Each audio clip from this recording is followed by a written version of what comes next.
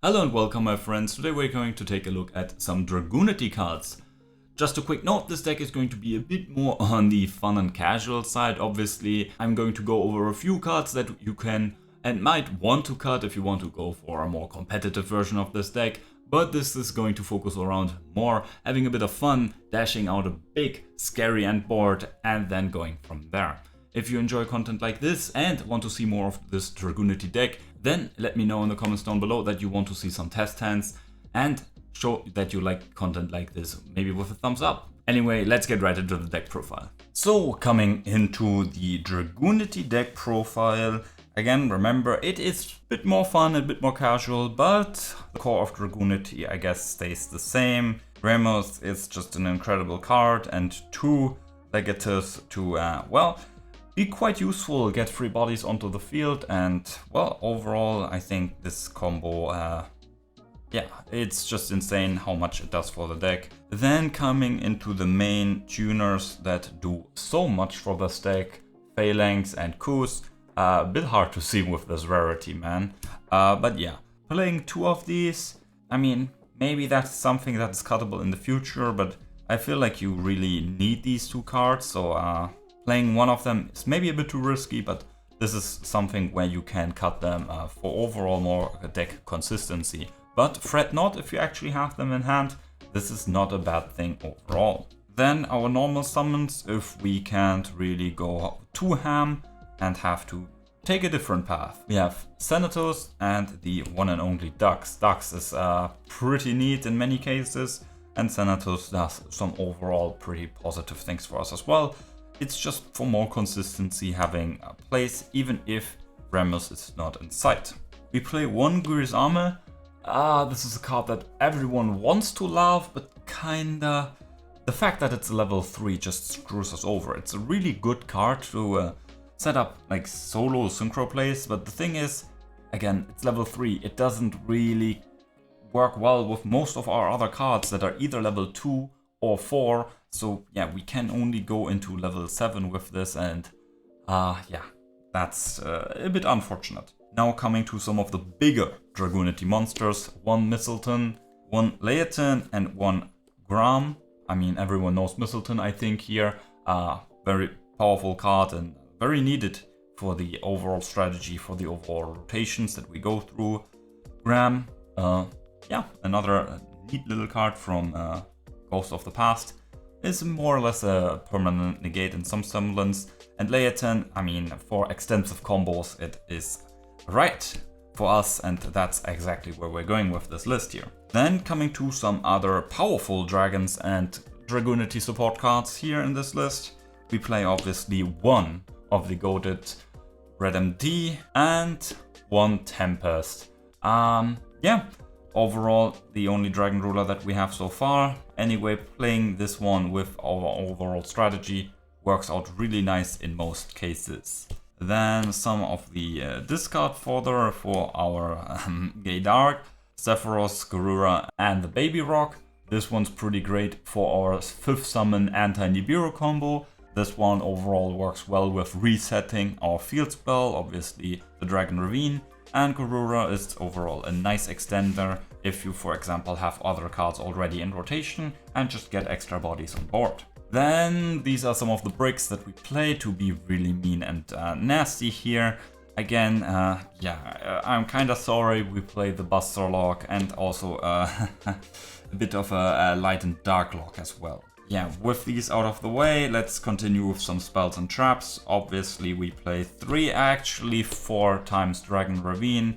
It's overall a really great card for any dragon deck, and in this case, we can even make use of the Dragunity effect that many people actually forget when thinking about this card. Then coming to some of the power spells we also got from Ghost of the Past, we have the Glow and the Whirlwind. A really neat card in terms of searching nearly everything that we want and enabling further plays. And the Whirlwind is a card that was slapped on pretty early on into Dragunity, but going second, summoning out cards off of your deck. It can be combined with some really nasty strategies, which we're not doing in our fun deck here, because the extra deck already is ultra tight. We'll get to that soon, but having some more competitive cards going second, even in a going first list, is pretty neat. Then we play 1 gold sarcophagus or something like that, obviously for our Tempest. And yeah, that one enables instant searching, pretty great. Then we play the counter trap ones. Again, we are focusing on going first with this list here, as you've probably already have been able to tell. And yeah, this is a pretty neat counter trap. I mean, counter traps already being spell speed 3 is overall a lovely thing. Then a Monster Reborn. It's actually pretty useful if you get interrupted, I mean, and you don't need to cry. You might be able to Monster Reborn into your Gay Dark and then continue to do stuff. Yeah, actually has some really good value in this list, not gonna lie. Then we come to 5 cards where, yeah, you can play your hand traps, you can play whatever you want. Obviously, there are some other cuttable cards that you might want to go in and out of this deck to optimize it further. And as the overall list is more centered around going first, these are some cards that I've put in to help me go second if I actually lose the die roll or just have bad luck. 2 Lightning Storms and then 3 Imperms. So far I have found some decent success. Lightning Storm actually comes up somewhat due to the fact that back row removal and playing through back row can be pretty hurtful with this deck, but you don't really want to main deck Harpies, no? And I mean, Imperm is always a pretty great solution, especially now. And now we're coming to the extra deck, and yeah, it's tight. I'm going to talk about it a bit more, but let's get into it. We play once our level 10 Adabair. It is a pretty useful card, a monster negate that banishes, attack banishes, and when it's removed from play, it is also a Harpy's Feather Duster. Overall, a pretty useful card. And now we come into our insane friend here, Barker. I mean, the card is absolutely cracked. It's more or less a +2 every time, at least. Luckily for everyone watching, this card is not at 80 bucks anymore. Yeah, who would have bought it at that price? Anyway, then our main card here, Gaydar, is everything. Everything. And the not once per turn search into discard is just, yeah, pretty good for this deck overall. We play some more Dragunity cards here. This one is for simple XZ climbing, if you run into some unfortunate situations. And actually it's kind of needed for the full combo because Couse is a bit ugly. Then I personally think Trident is the better level 7 option. There are 2 other ways. But first, Trident being able to put at least itself and other cards that you might not want away to attack the enemy's extra deck. I think that can be pretty nasty, as we see with Kashira right now. And the other options, the other is a double DD Crow. I don't really remember the name of that card yet. It's also like a blue dragon, yeah. And then obviously there is a pretty nasty interaction with using the Whirlwind in your draw phase, standby phase, something like that, and going into the Black Rose Dragon to yeah, nuke the opponent's field before they can really respond. That obviously also works with a level 7, but again, the extra deck is pretty tight and I don't have space for fun like that. I think you need to play at least one level 7 if you play this guy here, so yeah, I choose Trident. Then the last 2 synchros are the Savage, which I mean it's a bit of a no-brainer, and the obvious Crystal Wing here. So Crystal Wing is, I mean, I think everyone knows the 5-summon Crystal Wing anti-Nibiru combo. Pretty popular as Ghost of the Past dropped back then. And Savage, I mean, in a deck that synchro summons a lot and has access to links, this card just does a lot. Coming into the links, and again it's a bit painful because we have no space in this extra deck. We can only play 1 Romulus because we have to play the Protector Well for our Buster Lock. We only can play 1 Seals. This hurts the most. Then we have to play 1 Striker Dragon and 1 Pisty, obviously, for the arrows. Yeah, that's our link package. Again, I would love to play 2 of this. 2 of this comes up in extended games, but this one just enables more plays and more options also for the main deck. The 1 XZ, obviously the Atom, the original LP, bring back LP maybe, hopefully. And then, yeah, again, maybe not as spicy anymore, but we play 1, yeah, Trishula, Dragon of Icy Imprisonment. It's actually pretty good, especially with this deck here, as we can play the Tempest. And yeah, overall the effect to banish some cards from our opponent, cool. banishing the Tempest to search. That's actually pretty great. Okay, so after going through all of these bricks and praising the potential of this board to go first, let me just show you the full combo. Again, I didn't invent it, but just spreading the word here. So we're going to start with 2 random discards and the Remus. So we're going to activate the Remus effect, discarding itself to add the Dragon Ravine. Going to use the Dragon Ravine's effect. Again, remember how great this card is in this Dragunity deck. We're going to discard to add to our hand the Legatus. Legatus effect in our hand will trigger to special summon itself. Let's just summon everything in attack mode. And then we can special summon Remus because we control a Dragunity monster. With these 2 we can then start to synchro summon. Remember, Remus will get banished for this sadly, but we can make the Gaydark. Gaydark will add us to hand the Zephyros and then we will have to discard it. But this is not a problem because we use Zephyros effect to summon it back, pay 400 and take the Ravine back to hand. And remember, this is live, we can lose it later on. Now we will conduct a link summon with our 2 friends here and go into the Dragunity Romulus. Again, take a look and then it disappears up off the screen. Romulus has a pretty neat effect. It will add us the glow to our hand, which we will immediately play to add the Mystletainn to our hand. So with this we can activate the Mystletain's effect to tribute the Romulus to summon it onto the field. That's pretty great because now Mystletain's effect will equip the Gaydark to it. How do we get Gaydark back onto the field? Well, we will use Glow's effect, which will banish itself to summon back the Gaydark. Gaydark again, on every summon, on every fun, it will trigger and that will add us Phalanx to hand and then we can discard Phalanx here at this point. Then we will overlay these 2 level 6 monsters and at this point it is pretty important that you commit to one side. I usually like this one more because that's how I've learned it and how I've practiced it. But you really need to focus on one side here because you need one side for your link plays to be free. We will obviously XZ as I overlaid them into the Atom and using Atom's effect, discarding the Gaydark, very important, discard this one, pay attention, to summon this friend from our deck. The Red MD will use its effect to summon back the Gaydark. Again, we are committing to the right side, leaving space here and in the future. This will activate Gaydark's effect again, adding the Couse to our hand, discarding the Couse. And now we have 2 lines, but the most important thing I would always recommend is starting to get this side here empty. So what are we going to do? We're going to do a quick, interesting little summon here, using these 2 friends here to link summon into the Protector Whelp here, Protector Whelp, and placing it up here. Very important. Again, we are playing around this left side now with our links.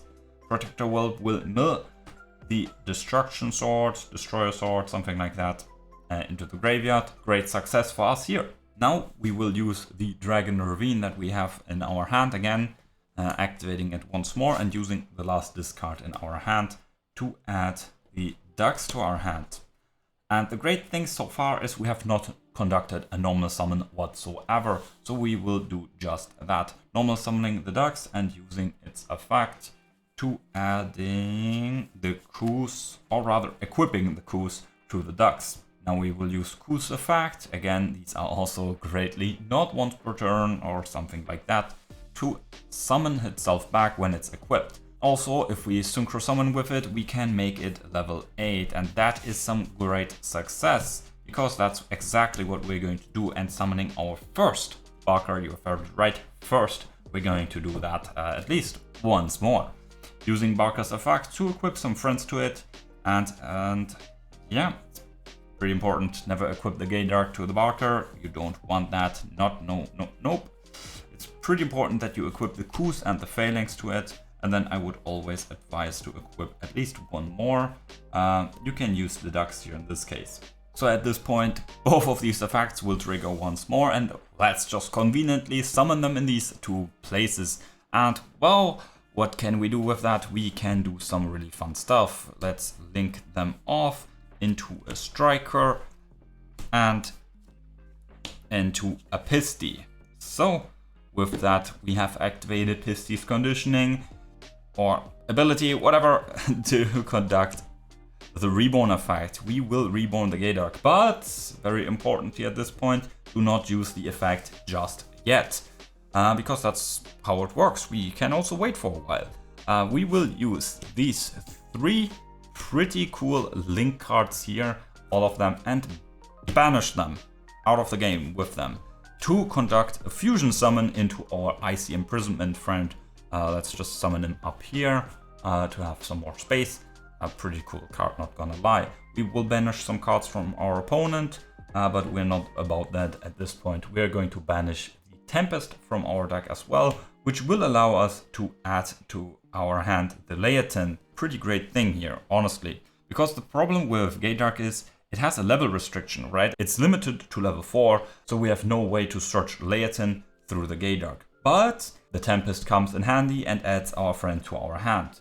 Now we can use the Gaydark effect to add the Garuda to our hand, and then instead of milling the Garuda again, no, we don't have to. We can now get the Leyvaten into the graveyard. And at this point we're nearing the end of our combo, so I hope your notes are good. You don't need that much more space on your paper. We will use the effect of Leyvaten, targeting the Gaydark, right? That's pretty neat. We will banish it and summon Leyvaten. Then our friend will equip itself with Phalanx here. It doesn't really matter. It can also be the Couse, but has to be one of these friends. Then it will summon itself back. But before we do some more synchro summoning, let's do one more link summoning here and do this using these 2 friends here, the Icy Imprisonment and the Atom, right, to make our seals of Heavenly Spheres. Now we will go into the next synchro summon using the Gaydark and the Phalanx. Again, this can also be the Couse, but hey. And we will make the next Barker. Barker will use its effect once more to equip the Phalanx, to equip, well, who cares, the Mystletainn and the Couse. Again, it's important that this is Phalanx and Couse, and it's very important at this point that this is Mystletainn. I mean, it can also be the Gaydark, who cares at this point, but very important, it should not be Romulus. From here we can use these effects once more to summon himself back onto the field. We have also this Garuda left in hand, not being confused with the fusion monster. And yeah, we can special summon it if we banish Wind Monster from our graveyard. We can use the Dux here, we don't really need it anymore. Some others might come up, but yeah, overall, hey, let's go. So we filled all our slots onto our board, but obviously that's not it. Let's make some boss monsters here at this point, and we have certainly the material to do just that. Let's start with making the big boss monster using, for example, the Phalanx and the Leyvaten. Doesn't really matter, honestly. And we will make the other layer. Remember, this is still equipped to each other. And now we will use level 2 and level 4. Couse can only be used to synchro summon into Dragunities. And as such, we need to take a short step in between, make the, well, who can pronounce this, Variana, something like that. And it will equip with the Phalanx. So it's pretty important that you have the Phalanx engraved first at this point here. And now, of course, Phalanx will come back to the field and we can go into the next one. Phalanx luckily doesn't have the restriction of Couse. We will summon our Savage and use the Romulus we have held back on to equip it to Savage. Obviously, this is the biggest benefit here. We don't have other link monsters in our grave. They're all in the banish pile, so that's the key for this. And then lastly, we still have a Barker that does nothing on board. And yeah, what was all of this with the Buster Lock again? Yeah, we will banish him once more, because Leyvaten also is not hard once per turn or something like that. And he comes back and he will equip the Buster Sword, the Destroyer Sword, with him. So we've reached our end board here. Before I explain it, let's just go over some other things shortly. We used 1 Remus and 2 discards, so only 3 cards used. We have 2 more left in hand. Pretty neat thing is if you have the glow already in hand for this combo here, searching of Romulus, you can also add the trap to your hand. So doesn't matter if you have the glow in hand or something like that. You can just search the extra trap and have some more plays. Now let me explain what we have. We obviously have the Savage Omnigate with 2 and plus 600 attack. Pretty neat. With monster negate that also banishes, so they can't even use the cards in graveyard or something like that. We obviously have the Buster Lock here, a pretty neat little thing. And then we have some pretty mean combo here with the seals. We can obviously use the seal effect to bounce, and we can summon back a dragon. Well, how about the Quakemiro dragon? Yeah, summoning it, and well, you can't play any light or dark monsters here at this point, and can go into your extra deck, and well, your monster got bounced, your cards are negated, and your monsters as well. And we even have Dragon Ravine for further follow-up if we actually go into a following turn. So before I send you to the outro, I just want to go over two little cards that sadly didn't make the cut, mostly because the extra deck is too tight, or because of some unfortunate circumstances, let's call them. The first one here is Samsara Dragon. So Samsara Dragon can obviously be milled into the graveyard by Gaydark, which will allow us to use its graveyard effect, and that can come up really cool, especially if you're able to play two seals, because you can make seals early and it can become a combo piece. Obviously people have used it in the past, but let's say you have Samsara Dragon in the graveyard, as well as, let's say, Mystletainn, because you have used them. And with this setup, you can use Samsara Dragon's effect to banish itself, adding the Mystletainn to hand, and then using Samsara Dragon's effect to immediately tribute summon it, tributing it over the seals, which will trigger the seals effect to potentially search, well, any of these cards, adding them to the field, and, well, allowing you to play from there. Obviously, Mystletainn will also get to equip something from grave, something like that potentially. So for this alone, if you are forced to make an early seal, if you then use the Gaydark to mill the Samsara Dragon, this combination can net you some really nice profit. And it is a nice variation, but it forces you to play two seals, because otherwise your end board will be quite weak in comparison. Sadly, because of that, Samsara Dragon has not made the cut for me. Another card that I've seen many people love and use is the Harpy's Feather Storm, not Duster, and obviously it is a pretty nasty Floodgate-esque effect if you have a Winged Beast wind monster. The problem with that is, how many of these do we play? Actually, a few, but how many of them are going to be there at the end of the turn?